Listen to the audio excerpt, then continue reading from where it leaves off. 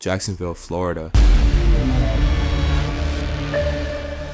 where sun-soaked lawns and neighborly trust shaped every childhood memory.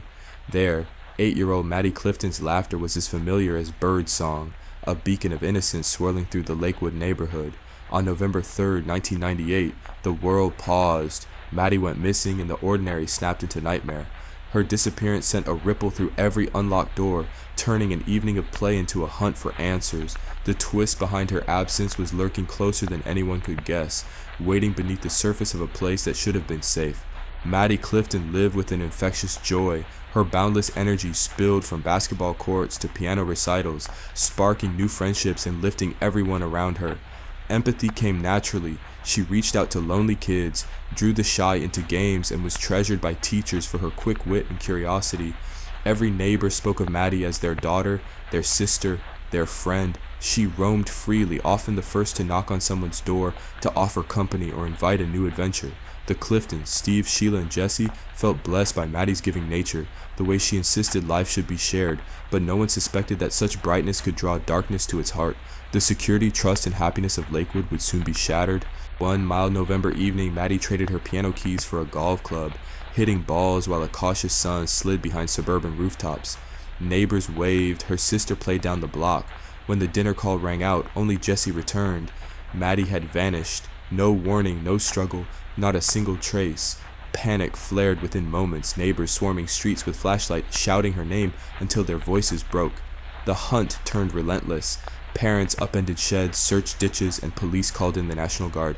The FBI set a $100,000 reward, but as search parties grew, hope thinned. The absence of clues and witnesses plunged Lakewood into sleepless dread. Desperation unsettled the block's gentle order. Police interrogated a neighbor named Larry, a figure clouded by a past arrest record, a scapegoat for a community grasping at shadows. Every dead end deepened the tension. Rumors swirled about strangers and secrets, magnifying fear. Officers urged calm, hesitating to call it abduction, but each passing day was proof that the old safety was gone. Friends whispered anxiously, parents kept vigil at their doorsteps, and the boundary between neighbor and suspect slowly dissolved. Every household was left questioning, was the monster one of us? On the 7th day, a foul odor and wet spot in Joshua Phillips's room drew his mother, Melissa, into a scene darker than any suspicion. As she lifted the mattress, she recoiled. Maddie's decomposing body was hidden beneath the frame, surrounded by tape and air fresheners. Joshua, the 14-year-old who played alongside her, was now unmasked as the killer. Police cordoned off the house as the town reeled in disbelief. The suspect had been their own, helping search for Maddie, calm in the very room where she lay hidden. Autopsy reports revealed brutality, blunt force trauma, stabbing, and signs of Maddie's suffering after the first attack. The mask of innocence collapsed, replaced by a horror woven from everyday moments and missed warning signs. Joshua's story trembled under pressure. He claimed the tragedy began as an accident, Maddie struck with a baseball, his terror of a violent father driving him to panic. Events spiraled, a bat, a bleeding wound, a decision to hide Maddie beneath his bed. But when she continued to moan, what he described fell apart. Repeated stabbings, forensic evidence contradicting the tale, no dirt or blood outside, clothes removed, and a timeline that couldn't explain the overwhelming violence. Prosecutors painted him as calculated and cold, overturning every plea of innocence, reminding the world that Maddie's kindness had placed her in the path of something forever twisted. The trial stunned Florida. Joshua, little more than a child himself, was tried as an adult. The defense argued for mercy for a tragic accident lost to panic. The prosecution unveiled a narrative of cold calculation, convincing the jury in mere hours.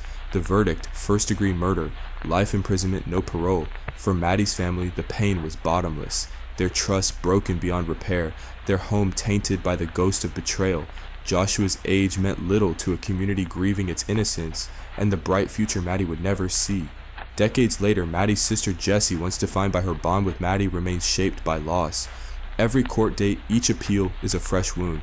Sheila Clifton insists the punishment should mirror Maddie's forever absence, unforgiving, final. Memory parks, fundraisers, and quiet street ceremonies echo Maddie's light, but nothing fills the void. Lakewood parents watch their children a little closer now, recall Maddie's story in whispered warnings, and carry scars invisible to outsiders. The why remains, a haunting silence, an unanswered plea written across every sunset. Maddie Clifton's tragedy is a long, cold shadow stretched across Jacksonville, A reminder that evil wears ordinary faces, sometimes hiding behind the next door, the best friend, the unsuspecting smile. Her knock was meant to bring comfort. Instead, it opened the door to terror. The mystery of her murder won't disappear. The lessons of vigilance, empathy, and the fragility of innocence endure. For Maddie, and for every parent who calls their child home at dusk, her legacy is a warning. Never to assume the monsters live somewhere far away, and never to forget the price paid when trust is betrayed.